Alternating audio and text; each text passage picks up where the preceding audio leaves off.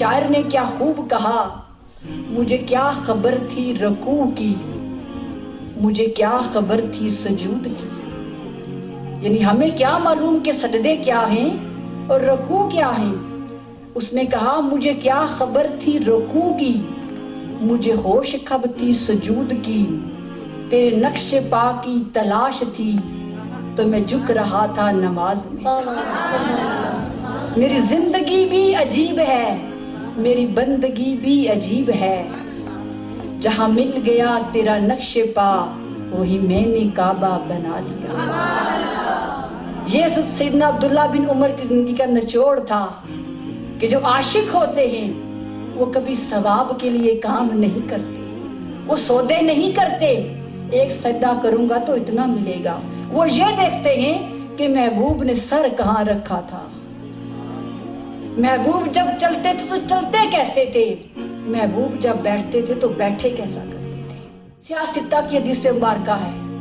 ابو ہریرہ روایت کرتے ہیں کہ جب آقا علیہ السلام وضو کرتے تو صحابہ کرام دیوانوں کی طرح حضور کے گرد دائرہ بنا لیتے، جب آقا علیہ السلام وضو فرماتے وہ اپنے ہاتھ نیچے رکھ لیتے، حضور کے جسم سے ٹچ کیا ہوا مس کیا ہوا پانی کا ایک قطرہ بھی زمین پر گرنے نہیں دیتے تھے، وہ صحابہ کے ہاتھوں پہ گرتا، اور جس کے ہاتھ پر وہ آقا علیہ السلام کے وضو والا پانی نہ ملتا وہ دوسرے کے ہاتھ سے مس کر کے اپنے چہرے پہ مت دیتا۔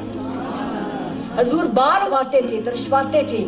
تو صحابہ پروانوں کی طرح وہ جو بال کاٹنے والا ہوتا اسے کہتے کہ جب تم بال کاٹنے لگو ہمیں بتا دینا، وہ کہتا کیوں، بال تو میں نے کاٹنے ہیں،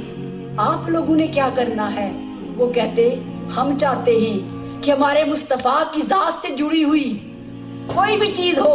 وہ بال ہوں، اب دہن ہو، وہ چاہے وضو کا استعمال شدہ پانی ہی کیوں نہ ہو، ہم چاہتے ہیں کہ مصطفیٰ کے وجود سے ٹچ بعد میں ہو پہلے ہمارے پاس ہے۔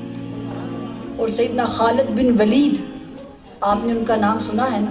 انہیں سیف اللہ کہتے ہیں، امام باقری نے اس واقعہ کو اپنی کتاب میں لکھا ہے، اور آقا علیہ السلام نے انہیں سیف اللہ کا لقب دیا تھا۔ ایک بار وہ ایک میدان جنگ میں گئے، سر پہ ٹوپی پہنی ہوئی تھی، گھوڑے پہ سوار تھے اور کفار سے جنگ لڑ رہے تھے کہ اچانک گھوڑے کا پاؤں پھسلا، گھوڑا گرا، سیدنا خالد بن ولید بھی گھوڑے سے نیچے گرے،